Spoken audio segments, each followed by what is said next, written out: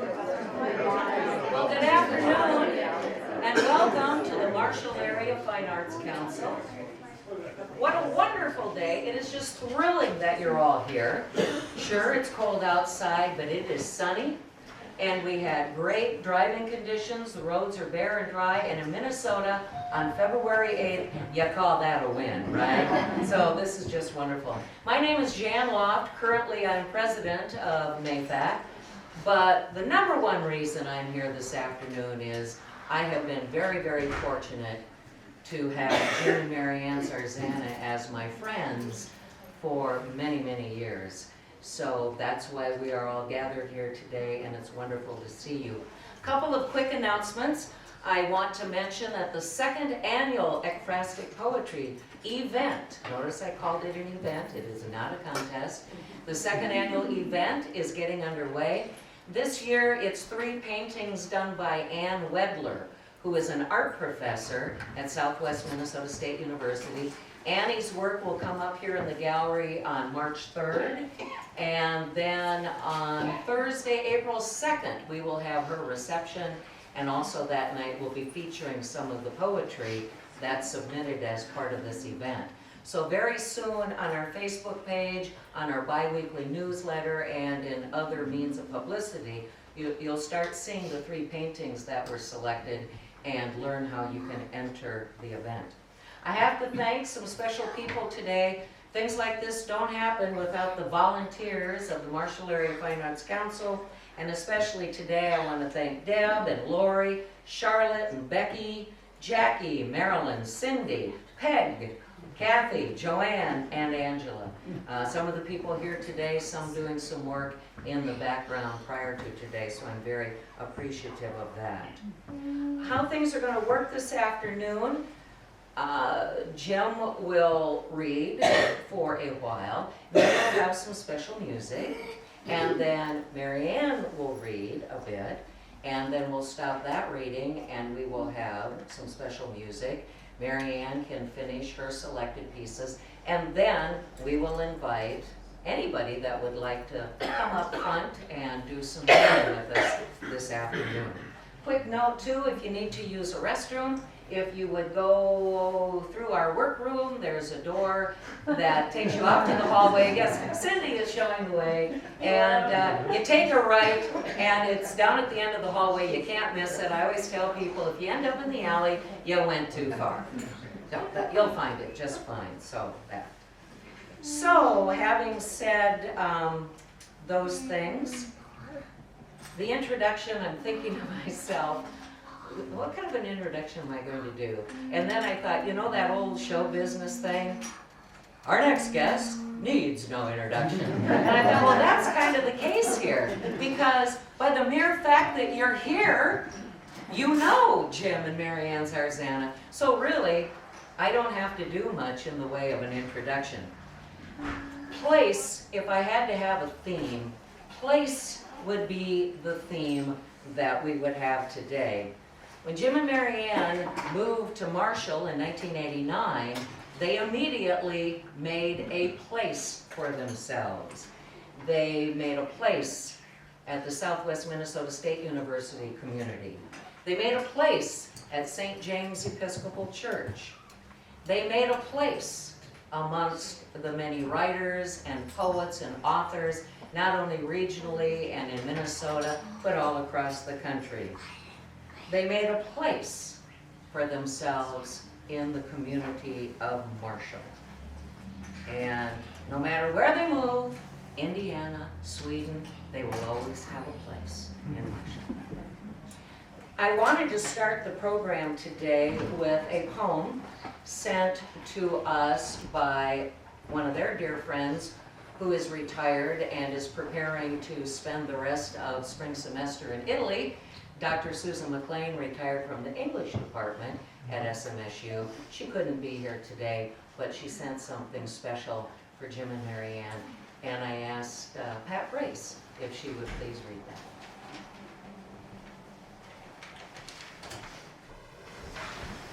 Jen said I could go first, so when I start crying, I'll have some time to recover. I've known Jim and Marianne since they came here in 1989, And Jan always tells a story about Susan McLean bringing Jim to lunch. And after Jim left, Jan's like, who is that guy? Why I does was Susan the keep only bringing-" man at the table. Yeah. That was the original lunch bunch. We were all women. All right, Who is that? Who is that? Who is? Actually, what I really said at the time was, who the hell is that guy? Why does he keep coming to lunch? But he kept coming back. All right. As Jan said, this is by Dr. Susan McLean. It's called The Choice for Jim and Mary Ann Zarzana. It starts with a quote by William Butler Yeats from his poem, The Choice. The intellect of man is forced to choose perfection of the life or of the work. And if it take, the second must refuse a heavenly mansion, raging in the dark. Perfection is the enemy of life and love, of work and art, dissecting instinct's certainty to bear the workings of the heart. But some, who find they cannot leave their work, their families, their talents, by grace and will, at last achieve that rarest gift, a life in balance.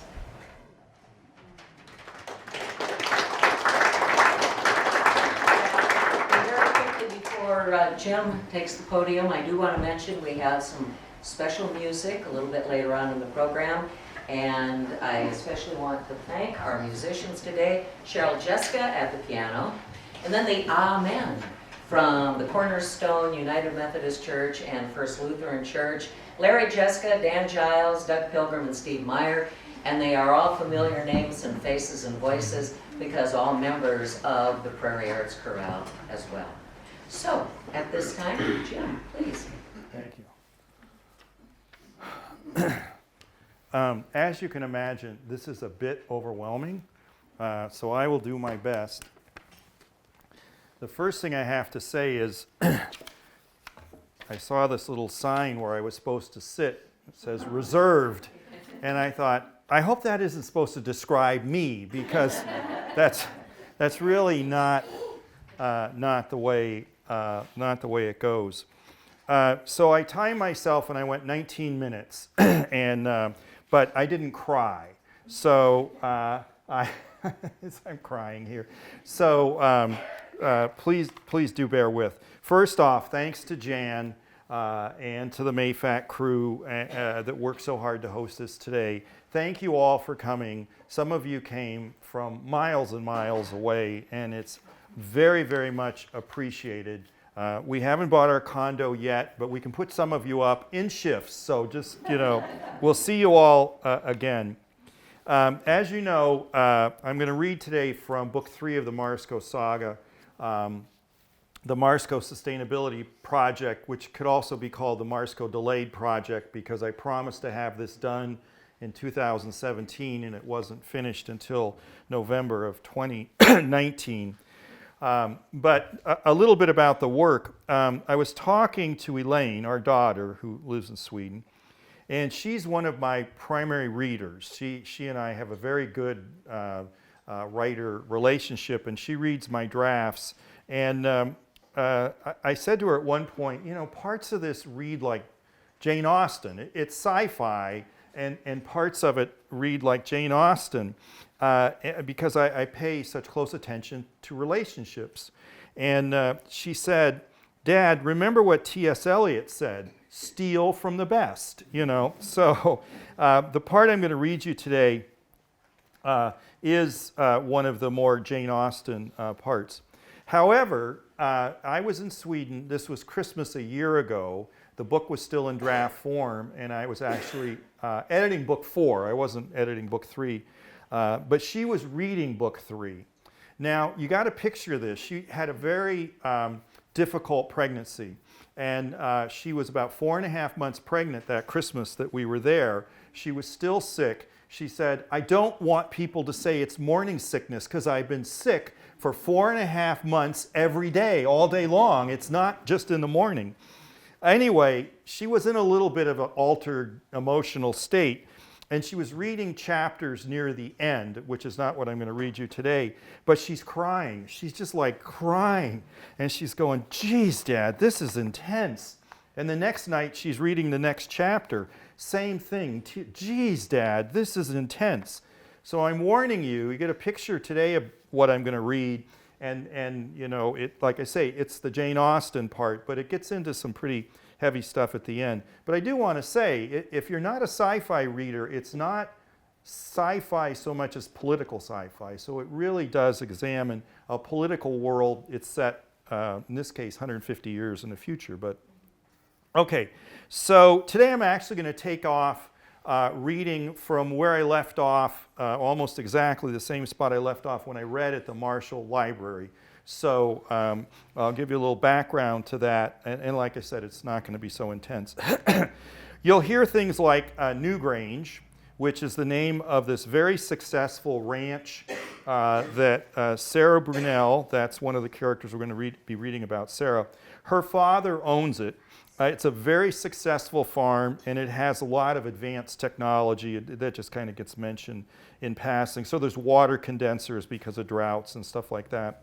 She's going to be dealing mainly with Kyle Truman Roncalli, and they've just left a neighbor's grange, which is smaller, not so tech intense, not very successful. Kyle is in Marsco Security, which is kind of frowned upon because they're kind of the goons that keep Marsco in power. And he's kind of got entrapped in being in that. And it kind of explains it a bit in what I'm going to read. He's going to be 25 later in the summer. She's 22 later in the summer. This is on the summer solstice, which turns out to be our grandson's birthday. How about that? Never knew that. And then, I mean, how would I have known that? They have not hit it off well. Sarah and Kyle have not hit it off well. That will be very obvious. A couple names will crop up as I'm reading. Hi or Hyacinth and Patrice Richardson. Now, they're the daughters of the next door Granger. And like Sarah, they're young, they're pretty, and they're kind of flirty. And in fact, both of them have just kissed Kyle at the end of this party, and this kind of makes Sarah upset. She doesn't know why, but she's upset. And then Sarah has a cousin. It's her mother's cousin, so it should be a cousin once removed, named Devon. So he's as old as her parents. And he is in Marsco. He is what's called an associate. But he's the only person really in Marsco she's ever met. And then what else? Oh, Kyle is going to mention, at least in his mind, a girl, a young woman that he thought he was in love with, Mia, and they've had this intense relationship. So that name is going to come up. So there's been recent troubles around Newgrange. Newgrange sits about 15 miles from a large city, Sac City, but it's in a farm belt. And in that area, there's been attacks, especially people not associated with Marsco, often called Prims. They're the lowest, kind of held down and really pushed around people of this society. And some of their villages have been burned down. Some people have been killed. So there's suddenly tension in this area where Sarah has never seen that before. So here I go. So it's nighttime. As Sarah and Kyle drove silently toward Newgrange, the young woman sat alone in her dizzying thoughts. Halfway home, Kyle stopped the rover and got out, motioning her to join him. "Come look at this." "Is this some sort of trick?" she snapped, as tentative with him now as the first time they met. She ignored his outstretched hand. "Sarah, would I?" His voice trailed off. In the dark, she was unable to see why, judge why. Finally, stepping next to him, she whispered, "I'm sorry, Kyle. Granger's daughter, and Indy. We're all a bit stubborn." She let out a heavy sigh. "Still a bit suspicious of Marsco, too, even considering our Devon." "No, honestly?" he responded dryly. They stood at the edge of the road in almost total darkness. It stretched ahead, the dirt track contrasting with the pitch-black fields. Before these last few days, Sarah would have felt no hesitation to stand alone in the dark here. But with those fires, not so. When she realized she was with someone who'd already protected her, she relaxed. The night sky was ablaze with stars. The Marsco moon with its trailing clouds had set. Kyle gazed at the canopy of infinity above, filled with awe. "What a sight," he whispered. Sarah had not seen this side of him before. "That's Mars," he pointed at the reddish dot well above the eastern horizon. Sarah looked first at him, then the planet. "Wonderful gardens on Mars, at the Von Braun Center, its most important colony. Best example of planetary hydroponics anywhere," he confided. "I'm in Marsco for that, to get there." His voice had an apologetic tone, as if ashamed of the security taint of his career. "What's wrong with growing things Earthside?" she finally asked softly, nudging him to look around at Brunel property, the fertile lands. The main house shone, people were still up. The guest house, too, her future home, was lit. Not really answering, he went on. "God, I'd love to see them live on the red planet just once." Finally, wanting to hear more, she asked, "What else is up there?" "Jupiter there." He pointed, placing his hand on her bare shoulder to move her to look. Her hair brushed against him unintentionally. "Sorry," she whispered, gathering her hair away from him even as he drew in its clean, fresh fragrance.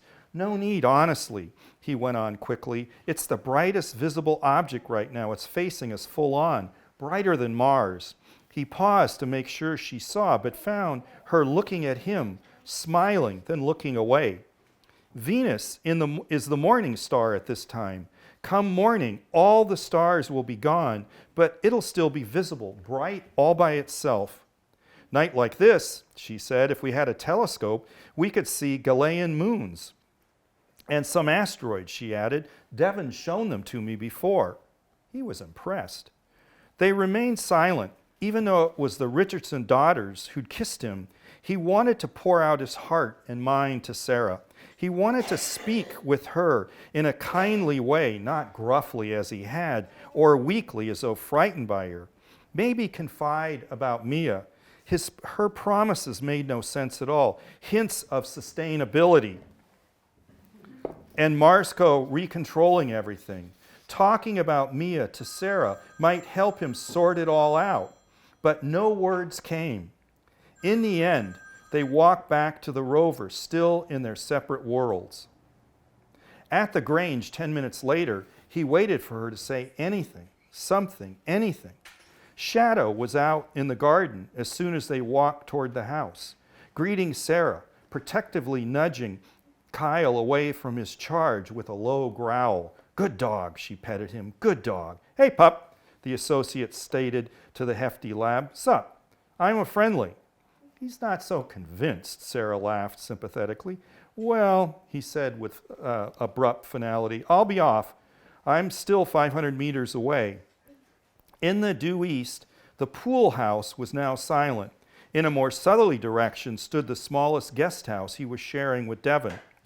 "You'll be fine," she said, trying to think of a way to keep him close for a moment more. She didn't know why, but she wanted him to stand beside her, even if silently. "Do you want Shadow?" "What, to protect me or attack me?" "He's a good dog. Aren't you a good dog? Always around, always a pal." "You look like you need his company more than I do." He walked along the vegetable garden path, and once out of its beds, took his bearings to avoid walking into a cultivated field. Shadow followed. Sarah called the dog back. He returned to her but ran away a second time. "Stay," she commanded, half thinking she meant Kyle as much as the dog. She walked to the last tree of the garden. She made out the associate's figure passing the far end of the raised vegetable beds and disappearing behind an auxiliary water condenser. As his route headed up a bit of an incline, she caught sight of him a second time, walking quickly, easily, confidently. At the edge of the tree-lined garden, she sat on a bench and began to cry. Her perfect Newgrange world shouldn't be one of burned-down villages and neighbors attacked, and strangers taking away her brothers, and the fear of walking alone on her father's land at night. Okay, I'm going to skip a bit, and I'm going to continue with the next morning. So it's just, that night, Sarah was unable to sleep deeply. Frustrated, before the first rays of dawn began to brighten Newgrange, she dressed quickly. Sarah loved the stillness before a bright summer day. No long shadows had yet appeared, but everything was gaining a measure of color. The bushes and grass nearest the house changed from gray to green, and Kyle had been right. Venus hung bright against the starless pale sky. With Shadow at her side, she reached the smallest guest house while the rim of the sun moved above the horizon. Kyle heard something outside his room. Without another thought, he rose, primed his Enfield, and stood to the side of the French doors that were open onto a small paved patio, stone-paved patio. Clearly, soft footsteps were approaching, creeping outside. Weapon at the ready, he lunged out through the doorway, keeping low to the ground as trained, whipping his laser designator at the intruder. Shadow pounced. 30 kilos of canine pack a wallop. The dog knocked the plunging man well off his intended course. Kyle smacked into the corner of the wall of a stone bench that surrounded the small patio outside his room. Coming to rest with Shadow holding him down firmly, Kyle waited for Sarah's response. The dog growled until Sarah silenced him. The associate had held his fire the whole time, but the weapon's laser designator had run over the low wall, the guest house, the woman standing near, the nearest tree before it stopped swinging wildly. Sarah just stared in shocked silence when she saw Kyle dive out initially, and as she watched the red dot go onto every target imaginable. Had Kyle fired his Enfield, its shells might have exploded anywhere. Why do you have to act like an associate each and every time? She blasted him, then cooed, "Are you okay, Shadow?" "That may be because I am an associate," the cadet replied through locked teeth, wriggling out from under the frisky and unhurt dog. Kyle then asked the fuming woman, "If you don't mind my obvious questions, Sarah, just what the hell are you doing?" "Would that have killed me?" "Exceedingly well, so go ahead, lecture me," he shot back at her, dizzy and sore, and only now realizing he might have accidentally fired at her or Shadow if he were not so well trained.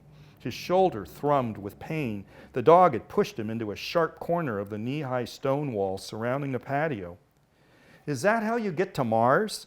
"I get there by going where I'm ordered," he barked. "Security needed there? No, the academy has the necessary degree. But yes," he explained a second time, "I go where ordered." After he released the Enfield's propellant pressure and stood up, he found blood on his fingertips. When he felt his back, "Glad Shadow's fine," he groused, and found her sitting on the stone bench in tears. Taking the place next to her, he put his arm around her gently, soothingly. At first she turned away, then relented and dug her face into his shoulder, her head pressed into his neck. She was in such deep sobs, tears wetting her face. "Am I that naive?" she managed to get out between heaves. "I don't know what you mean." "I love Newgrange. It's a fine place, successful, flourishing. You should be proud of it." He drew an exasperated breath. "Hell, I've been here only a few days and I love it." "Do you? Do you love it?"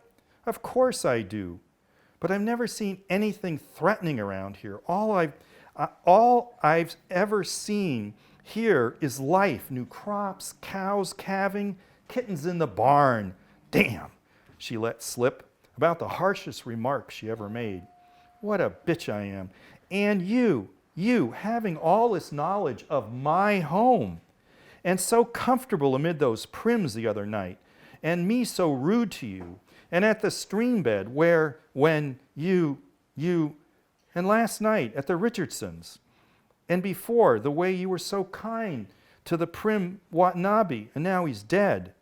"I was afraid of that," he answered, as considerately as he could. "Those attacks were well coordinated, skillful."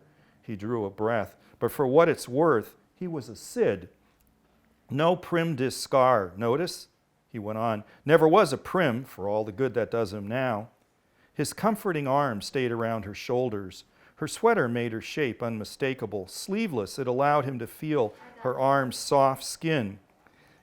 he had never imagined that in so short of a time he would be sitting by her like this, especially since she reviled and derided him so. But he didn't resist. She didn't shy away.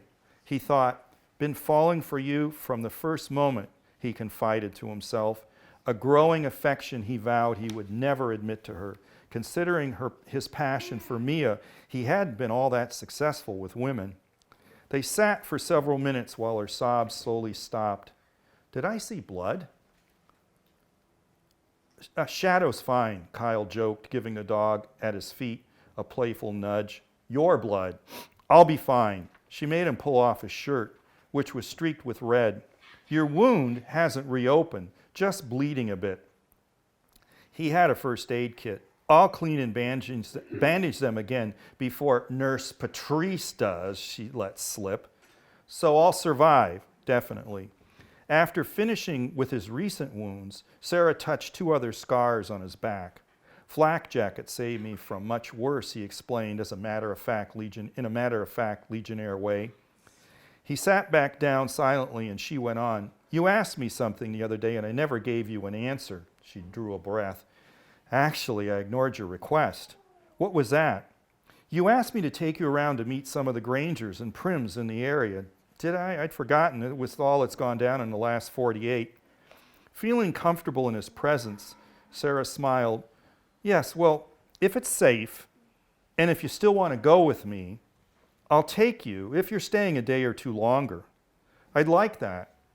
But it's up to your cousin how long we stay. Oh, and I want to see that grave." "Oh, of course, and I should have mentioned that sooner, too. I'm sorry. I'd appreciate that, Sarah." His way of responding so simply and directly sounded like when he pointed out the planets to her last night, unexpected and intense. It was full sun now. The patio was warming up, glowing in the dawn. "You're coming down to the main house for breakfast, right?" Her blue eyes caught the morning light. His own hazel eyes locked on hers, a view she held. "You know something?" she whispered after their contented silence. Kyle didn't know what, but he knew he wanted to hold her, to confide in her, to explain all he had experienced. "You would make a fantastic older brother," she explained, sure of the compliment she had just uttered. "Oh," he responded with a start, pulling back. "Oh, sure." She darted down toward the main house. "Roxanne will have breakfast in 30 minutes. Don't be late." "Oh, my lovely Sarah," he thought, watching her bound away, her ponytail and body swaying, shadow at her heels. "It's not naivete you need to worry about. It's how you treat men." Later that morning, Captain Andrews made good on his invitation to Westcom security status. The cadet Kyle was ordered to Sac City for an officer's equivalency evaluation. He went at noon and did not return. Sarah remembered him remarking, "I go where I'm ordered." Thank you. We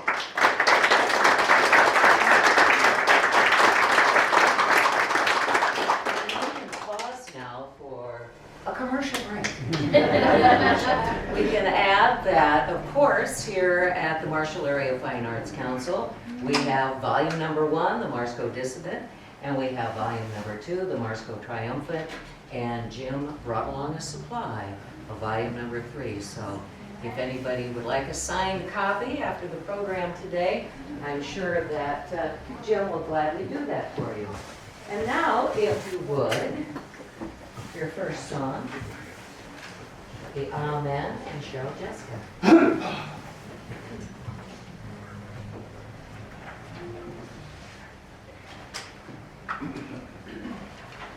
And this song doesn't really have much of anything to do with today's event, but it's a good little toe tapping tune. I don't even know how old it is. Kind of old. It was done by the Gatlin brothers years ago. Healing Stream. There's a healing stream that's flowing down from a higher place above. A healing stream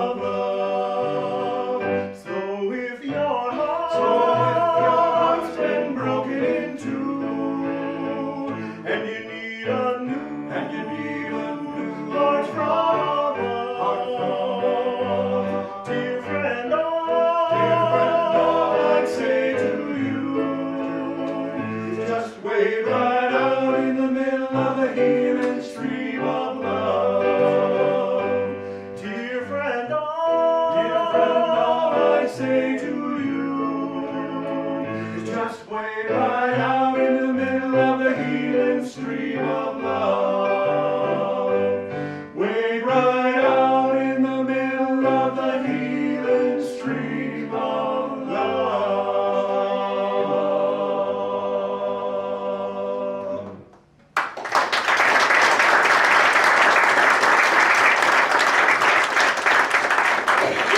We'll be hearing from the Cheryl a little bit later, but right now, the podium for Marianne. That was an incredible song. Thank you so much. I feel like I'm standing right in the middle of that stream right now, so I think it was very appropriate. So first, our heartfelt thanks to Jan Loft, there's Jan, and who had the idea, I believe, for this MAFAC farewell and made it happen with the help of her team that she named. And as Jim and I move from Marshall, Minnesota, after living here 30 years, to South Bend, Indiana, to be close to my parents, Robert and Eileen Murphy, who I dedicate this to today, we appreciate more than ever the Minnesota long goodbye. And my source is Howard Moore, right here, who I'm really grateful you and Howard and Jody could be here, who wrote the book, How to Talk Minnesotan. If you haven't read it, you should read it. And second, I'd like to thank all of you gathered here today, many of you who surprised me and came very long distances. Someone 341 miles, Mary Harrelson, where are you? Right here. So my heart is overflowing. So other people who could not be here but are with us in spirit, maybe watching this recording, thank you Studio One and Alex. Finally, please keep in touch with us through technology and let us know when you're in South Bend so we can give you a very warm Hoosier welcome. I'll start with a short found poem dedicated to Jim Tully here in the beautiful blue sweater. He is a fellow member of St. James Episcopal Church and a dear friend. One recent Sunday morning, Jim told me about a beautiful Zulu word that he'd heard on National Public Radio. And I had this found poem. Sawubona, Sawubona, I see you. I love that there's kids here. Chelsea Lund, one of my former students, thank you for coming with your beautiful new baby. And she's Jim's PR person, so this is such a tapestry of our lives right here. It's okay, just, it's wonderful. So this is a found poem, Sawubona, I see you, for Jim Tully. Sawubona, the Zulu word of greeting, which translates, I see you. I see you. Southwest Minnesota, Sawubona, I see you. All my attention is with you. Has been with you for the past 3 decades. I allow myself to discover your needs, to see your fears, to connect with neighbors during days, weeks, months of floods, to celebrate your festivals, to accept you for all that you are, and now you are a part of me. Sawubona, I see you, Southwest Minnesota. So thank you, Jim Tully.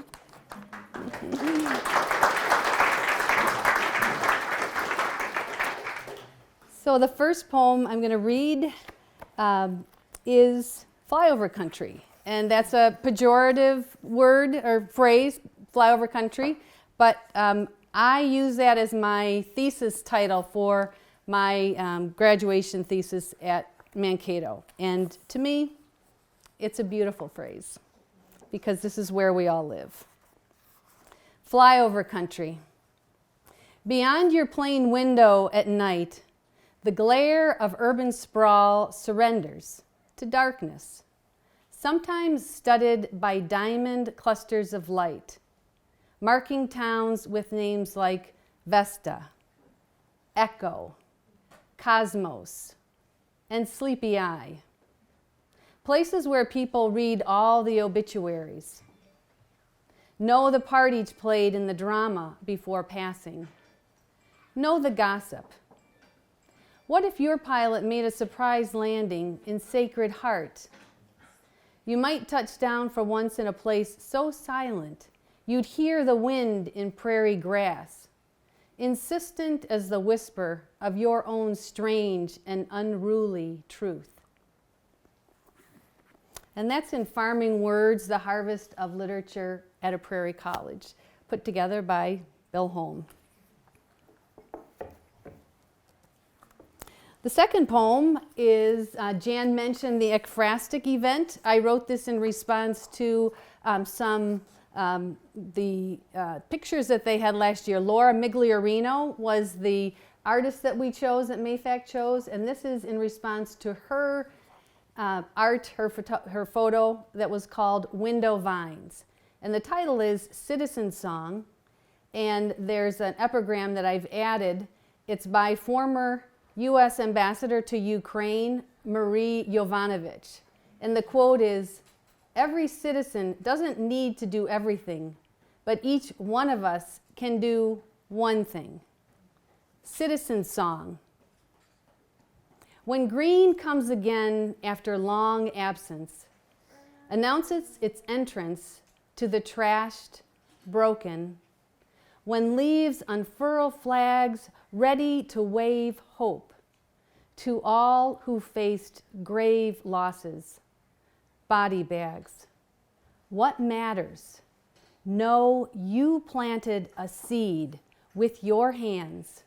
Your need to believe what takes root can grow.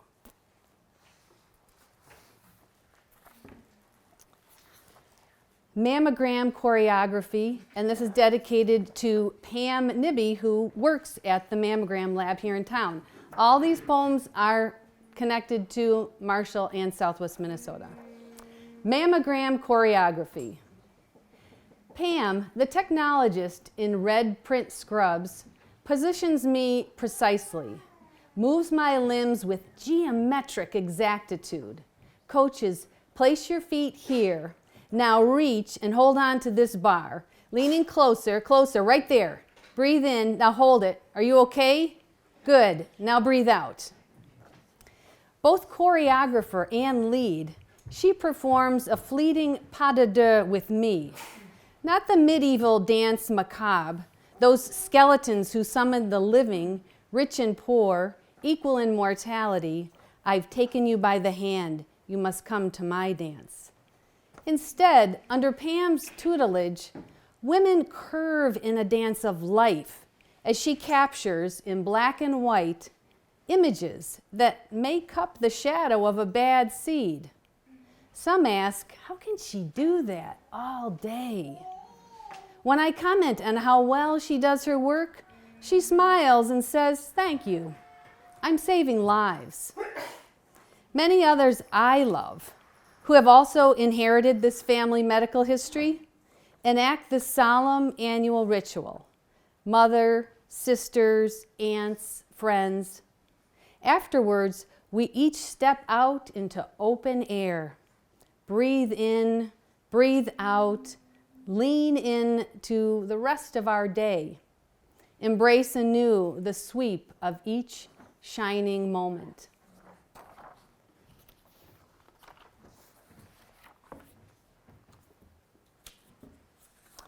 And this is Permission for Brenda Deitz. Maybe some of you know Brenda Deitz. She's our neighbor, lives right down the street, married to Mark Deitz, and this is dedicated to her. She's the mom in the poem. Permission. Dusk in the neighborhood, copper leaves fringe the gutters, and the moon rises, a plump ripe peach on the horizon. Through the trees, 3 children, stationed like sentinels, stand on a flat rooftop, silhouetted against the sky. The mother in her yard raking waits for fire trucks that will weave through town, sirens blaring. Marshall's Fire Prevention Week. Watch as her children perched on their rooftop. Look out, with her permission. Other nights will pass, but this one the children will remember. The gravel surface of roof underfoot. Their mother's laughter held aloft like leaves swirling upward in the wind.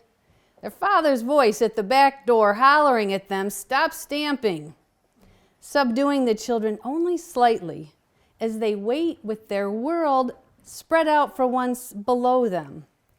The fire trucks flashing lights drawing nearer and nearer, casting wild shadows across yards and houses, the wailing of siren and air horn growing louder, closer, until words are no more.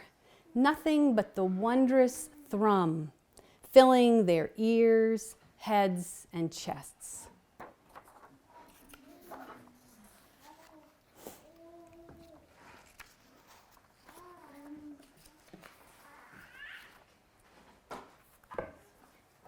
This next poem is from Past Petals, which is the South Dakota State Poetry Society, and the editor is here, Christine Stewart, in the back there with two young men. And I was thrilled to have this poem chosen. This was spring 2017. And again, it's got its root here in Marshall. When I mentioned summer camp, it's summer camp at the YMCA, right around the corner. Hunger. Oh, those milky orbs, so useful in their beauty, so beautiful in their usefulness. Those gorgeous jugs with their ability to satiate both baby and lover, day and night, even as I move behind a veil of fatigue and hunger. Snuck naps, gobbled peanut butter sandwiches, guzzled beer for extra protein. My only goal, maximize production, bind body and soul. This body, this first book my daughter read with her lips.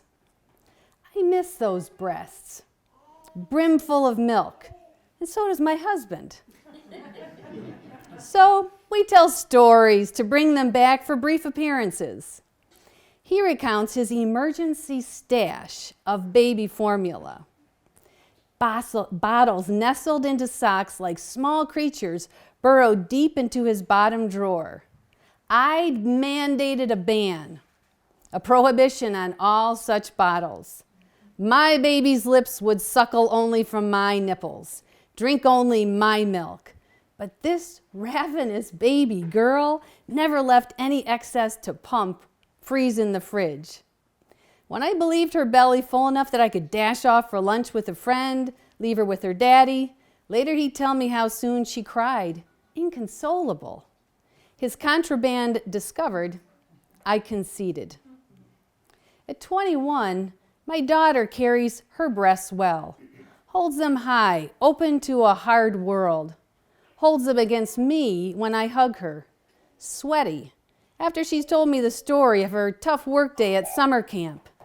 Not the kid she loves has learned how to wrangle, not the ticks she plucks off, the price she'll pay to feed her hunger for earth, tree, rock, and stream, but the too muchness of it all. I press her body against mine as it quakes into quiet sobs. Her tears no longer release milk from my breasts, but I do what I can. I hold her in my arms, in these words. And this is another poem that was also accepted for Past Petals, and this is dedicated to my dear friend Darwin Dice, who really stresses the importance of taking off our shoes every opportunity and our socks and really connecting with the earth, that it is good for us. And so he inspired this poem when we were together on Mallard Island. The Bones of Mallard Island, for Darwin Dice. I walk along the spine of this magic island, feet bare on warm slate gray boulders, embedded deep in earth, rocks like vertebrae, strong, grooved, exposed to sun, rain, snow, and wind. I walk along the spine of this seeker's island, pull its energy up into my own bones, stand tall, align myself with more expansive spheres. Feel my heart open wider, like the wild roses along the path.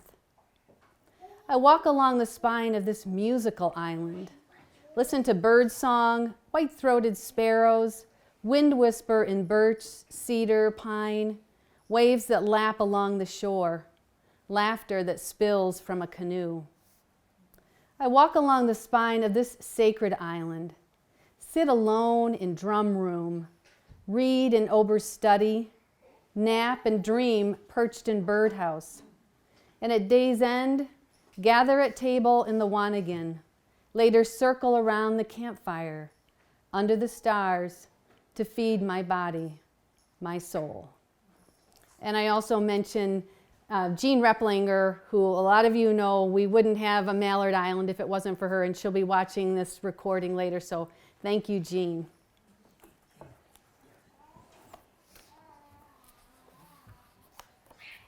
Next poem is in Poetry of Presence, and one of the editors is here. Ruby Wilson, another editor, Phyllis Koldai, is here in spirit. And this poem is entitled Savasana Corpse Pose, and you may buy Poetry of Presence here, you can go online, but it's an anthology of mindfulness poems, and I'm really honored to be in it. A lot of my favorite poets are in here, and so it's an honor to be in this company. Shavasana, corpse pose. So for some of you who know yoga, that is the title of, that's the name of that pose. Shavasana means corpse pose. It's my favorite pose. On the bonsai green carpet, you stretch your frame out flat upon a blue yoga mat. In parallel, I lie down upon a purple one. Both of us becoming still, our bodies sinking further into the floor with each slow, steady breath. It's night, and together we're letting go. Molly, our old black lab mix, wanders in, licks your open palm, sniffs my hair, snuffles, settles by my head with labored breath. Soon I know we'll lose her. Someday, each other. This is practice. We're learning to dissolve, surrender to earth, release thighs, hips, neck, skull, all the bones. Pay attention only to breath. Let it become a ribbon, the texture of fine silk.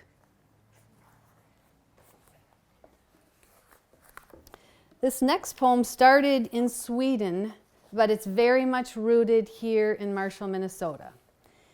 We got the very sad news when we were in Sweden that we'd lost Vit.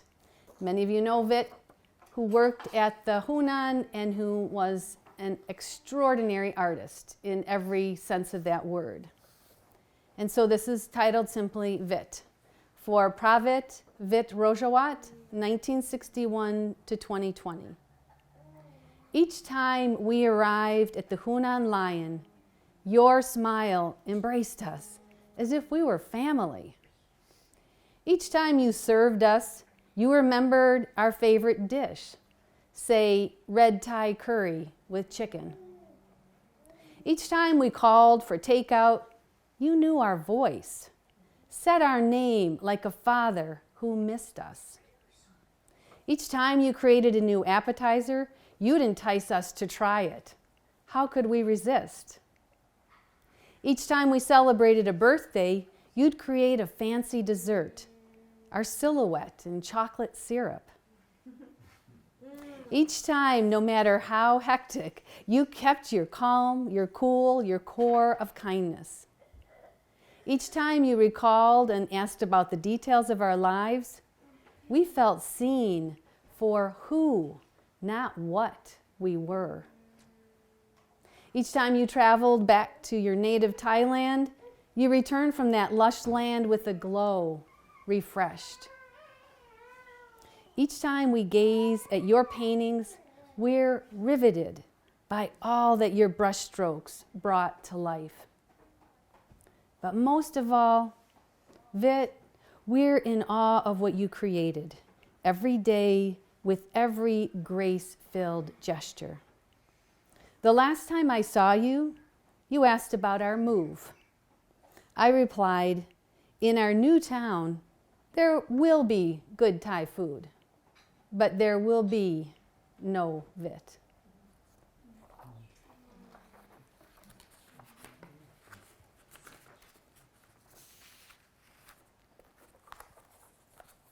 And the last poem I'd like to read, it's dedicated to a dear friend of mine.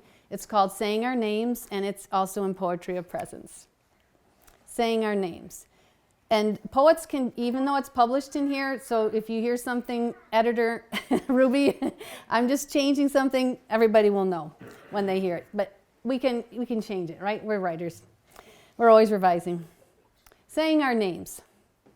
Notice how just one syllable, say Jack, can expand and become the world, round and whole, when it is a child's name being formed by a mother's mouth.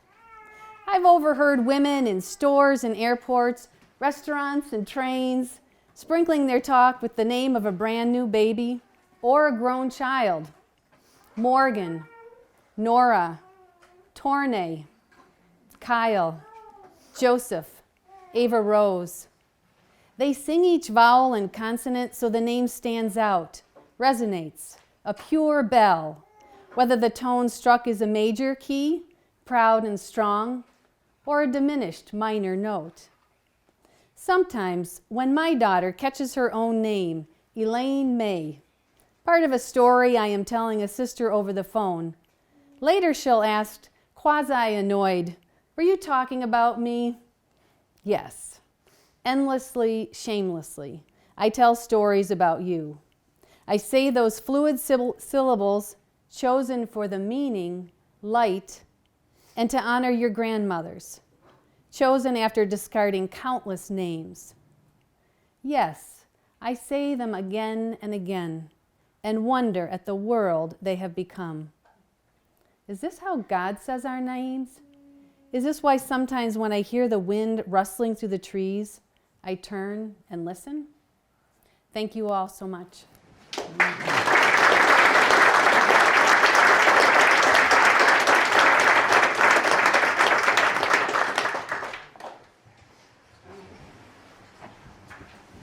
And now the professor in me cringes at what I'm going to do next because it's breaking one of the cardinal rules of teaching, which is never distribute your handout or your visual aids before the students are supposed to use them because they can't resist and they're going to peek and they're going to read and whatever.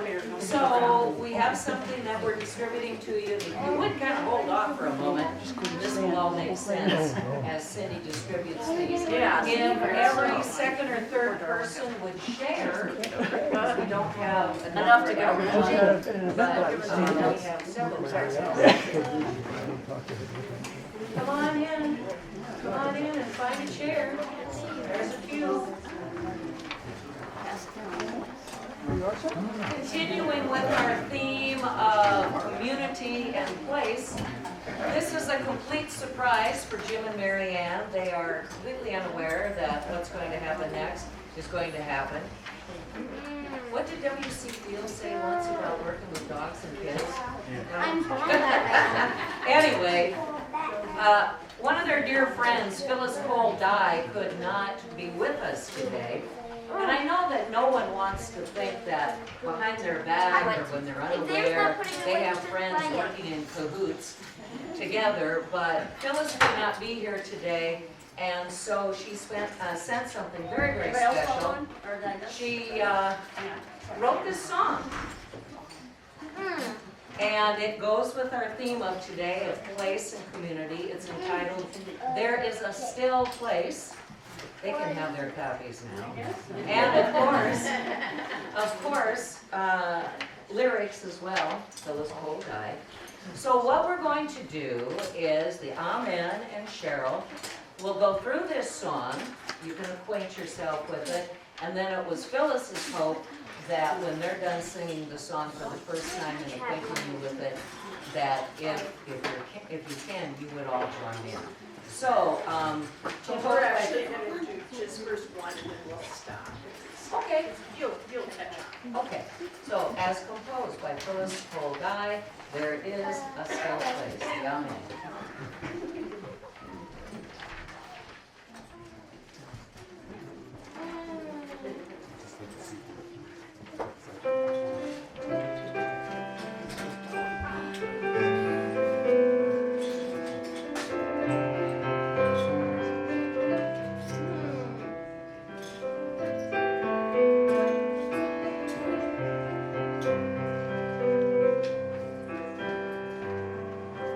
There is a still place beyond ideas of right and wrong. Love is all there is, where all there is belongs. There is a still place. So near our face can feel its song, where peace is all there is, where all there is one. And in that still place, we lay down all our fears in one grass. We stand beneath the sky and watch the clouds go drifting past.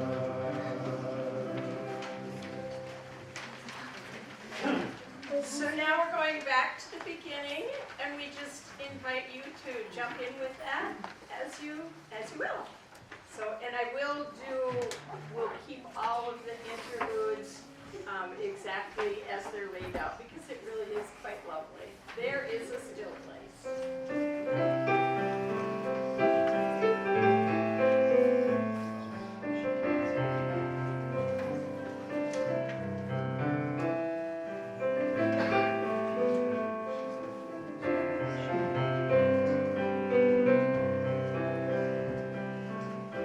There is a still place beyond ideas of right.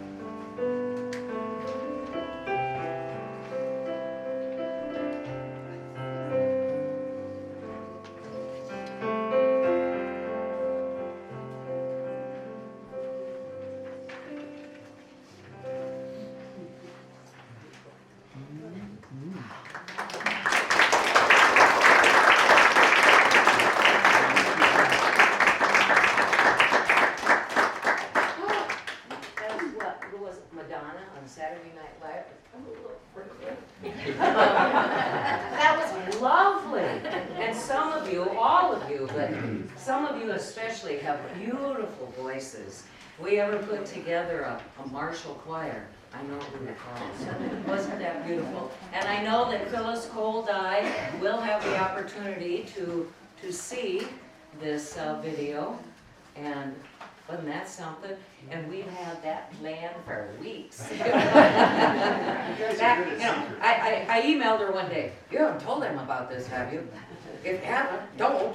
And she comes back with, no, I don't even know. So anyway, say Annie, just briefly. I talked about the ekphrastic poetry event that we are starting, and it's 3 of Annie's paintings that are going to be featured in the ekphrastic poetry event. Her exhibit in here will open March 3rd, and then her reception and featuring the ekphrastic poetry will be on Thursday, April 2nd. And soon posted the 3 paintings that she selected that we'll be using it. And notice, as I said before, it's called an event because it's not a contest. It's for everybody to write a poem. So, well, again, I want to thank. They're gone. I told them if they needed to leave, they could slip out the back door. There they go, Steve Meyer.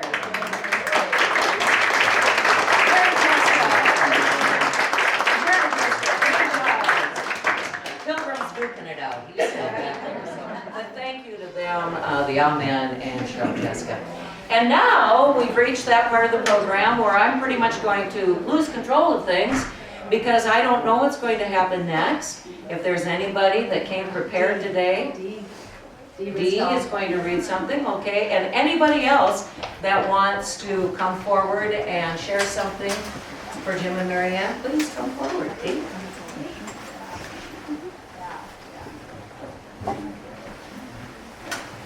Thank you for asking me.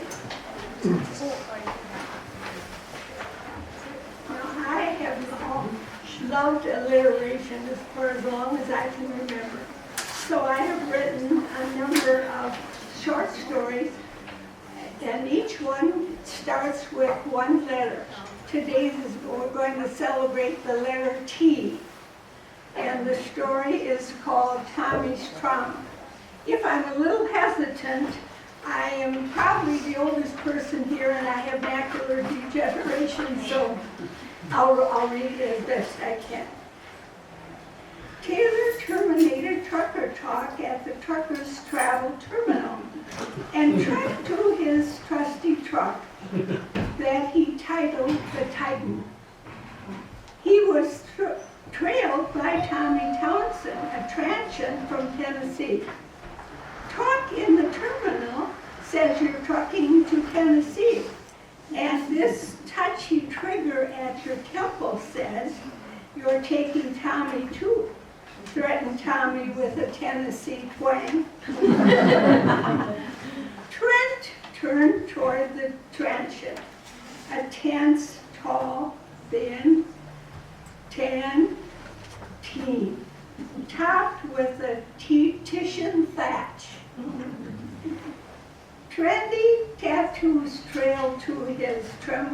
bumps from the tattered t-shirt topping his tousled trousers.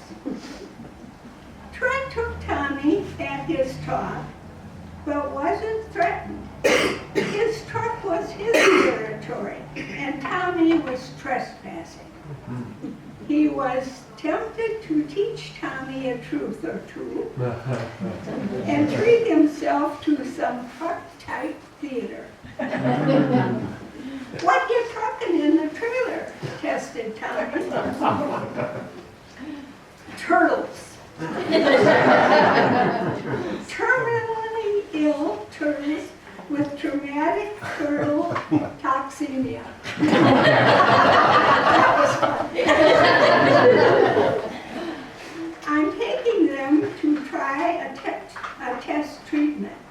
It's tricky trucking, but the test is terrific.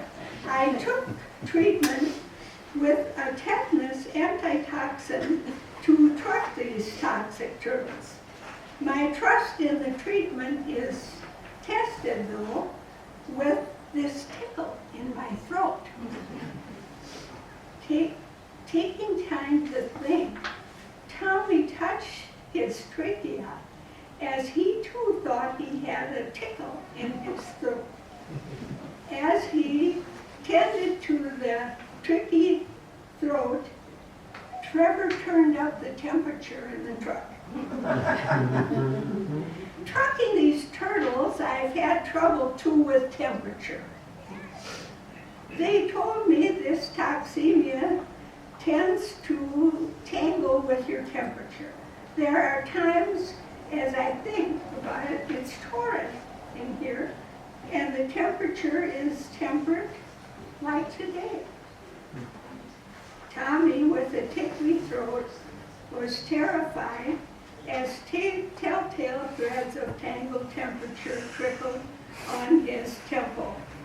His testy temperament turned tractable and tolerable.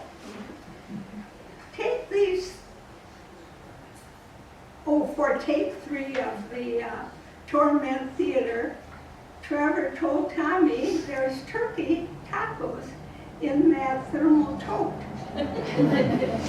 Tommy tore into the tacos, taking 2. Then Tricky Trent.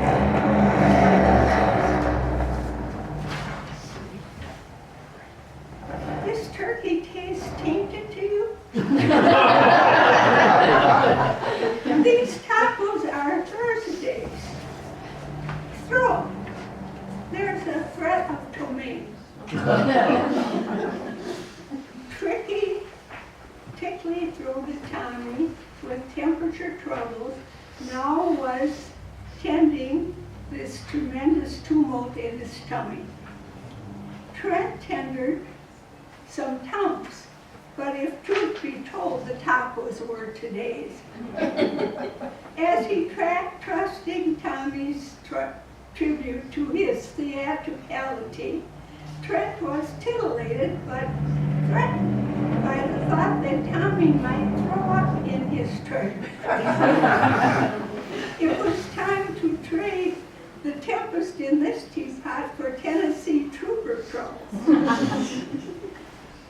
Truckers at the terminal told that the troopers were tending the tonnage totaling terminal today. Trevor turned onto the Tamarack Turnpike and throttled the truck, tearing through the terminal with troopers trailing to ticket the transgressing trucker. Tommy was in a terrible trouble. But he was thankful that the troopers truncated this torment that he had in the truck. Trent too was thankful. Typically, Tuesdays are a tedious trucking of tractor tires. But today, Tommy and his trauma tendered a touch of tang to the trucking tedium.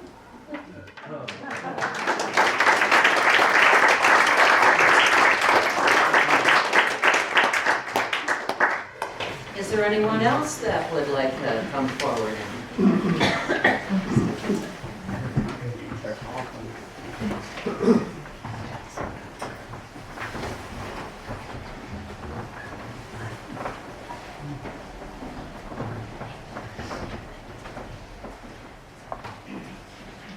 Howard and I are so glad to be here with everybody today and have so many good memories of Jim and Mary Ann. And so at lunch today we talked about which poems to read from Howard's book, How to Tell a Tornado. And so we picked two poems. I think you'll see why we picked these. The first one is called Patterns in Winter. The blizzard builds one drift outside the chicken shed, 5 feet high and shaped exactly like a chicken hawk, looking in through the broken window. Snowmobiles make one track over the smooth white of ditches. Their noise breaks open the air of a cold morning. They are always going someplace fast. And when two go by, the drivers' voices carry for miles. And all over Minnesota in parking lots, cars are nose to nose, two slim wires holding them together, one head under the hood steaming, the other cranking with a key, his chin resting on the steering wheel, leaning in the direction he wants to go. When it starts, a winter joy, and hands waving, thank you, Merry Christmas, bon voyage. The hood slams shut, the snow tires squeak toward the road that connects the car to the garage. The next season is spring.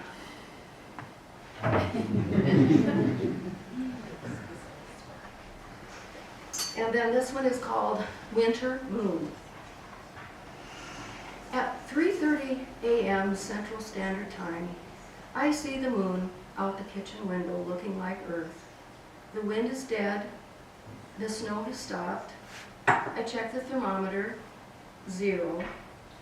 In my storm coat and knee-high boots, I step into the moon of snow, moving like an astronaut demonstrating gravity to children. I run down a hill, leaping high, powder snow sticking to my legs. My footprints have clean edges. I feel like the beginning of a church. After one somersault, I go back. My impressions last till morning.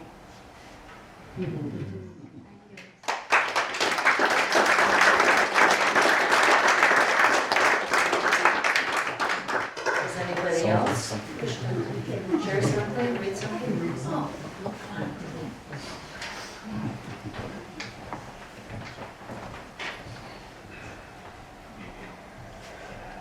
Mary Ann mentioned I'm a co-editor of this book, and since Phyllis made a showing here already, I figured I better get up and say something. I can't write music, but I can read, so I thumbed through the book and thought I needed to find something to send off these two wonderful people, wonderful writers, and just it's been so wonderful knowing you. So I chose Instructions for the Journey by Pat Schneider. The self you leave behind is only a skin you have outgrown. Don't grieve for it. Look to the wet, raw, unfinished self, the one you are becoming. The world too sheds its skin. Politicians, cataclysms, ordinary days. It's easy to lose this tenderly unfolding moment. Look for it, as if it were the first green blade after a long winter. Listen for it, as if it were the first clear tone in a place where dawn is heralded by bells. If all that fails, wash your own dishes. Rinse them. Stand in your kitchen at your sink. Let cold water run between your fingers. Feel it.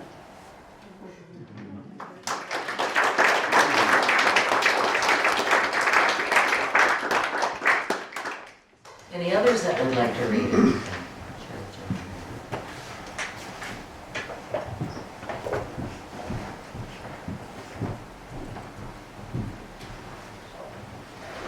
I just picked up the book out there to prove anybody can get up and enjoy poetry, the option. I had met this wonderful couple at dance lessons once and didn't even know much about them. They got up there and just engaged in life. So I'm going to try to do a little bit. They're very short, so don't worry. I won't keep you long. Earthworms. Imagine the only thing that God requires of them is a persistent wriggling, moving forward, passing the earth through the crinkled tube of their bodies in a motion less like chewing than like song. Everything they encounter goes through them.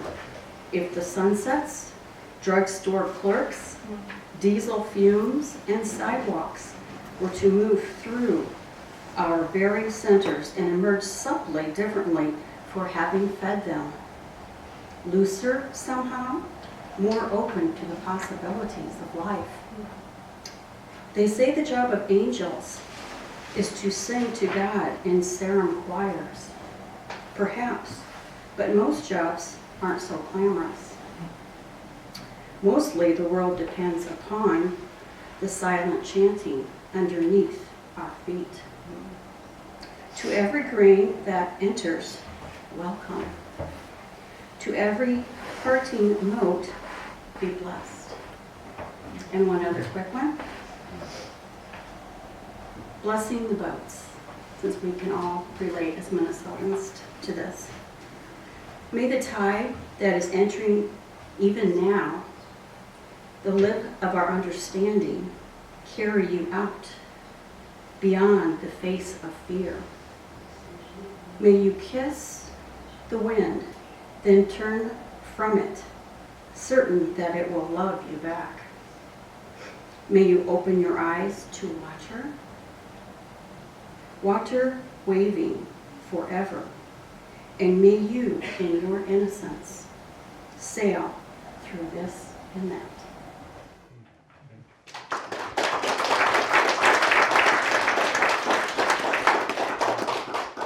Are there other readers that would like to share?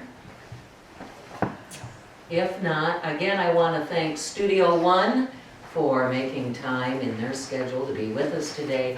Because of Studio One, the many, many people that couldn't be here today due to distance and prior commitments will be able to enjoy this program. So it will be seen from Brookings to Arizona to New York City and all the way to Sweden. You can count on that. So, would you have any closing remarks you'd like to make? Yeah. Yeah. You want to go first? Oh, thanks. Mary Ann's always putting me on the spot. Well, I'm glad I'm Italian and I'm not afraid to cry. Thank you so much. You know, should I tell them this?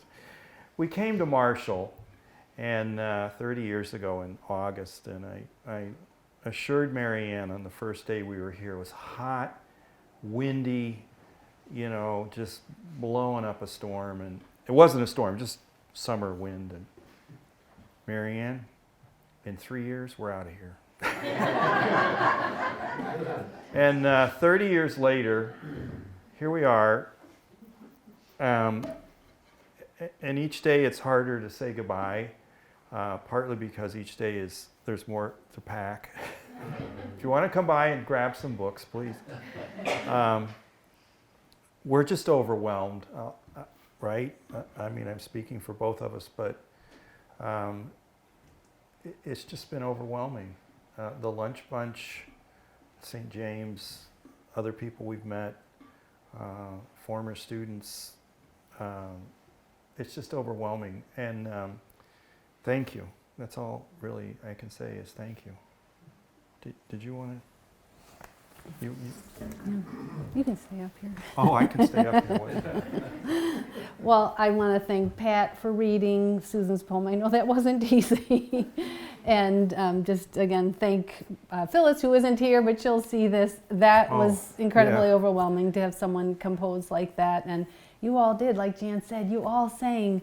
That was just transforming. I mean, it was just unbelievable. So thank you. Thank you all for coming, and it's wonderful to see students here, and I know how busy people are, and I can't tell you how much it means to us that you made the time to be here, but most of all that you've been in our lives and part of the tapestry of 30 years. And like I said earlier, I'm so grateful for technology that we will stay in touch.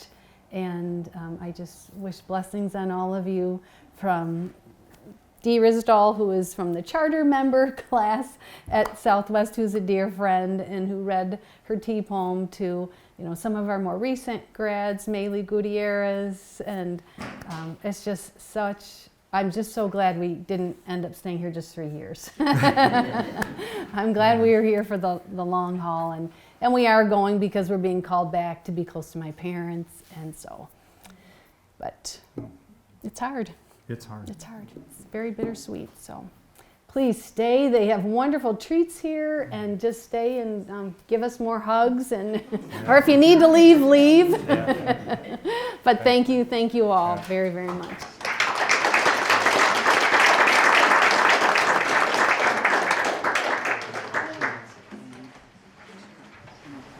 As Mary Ann said, continue your conversations, enjoy the treats, mingle. Thank you all for being here.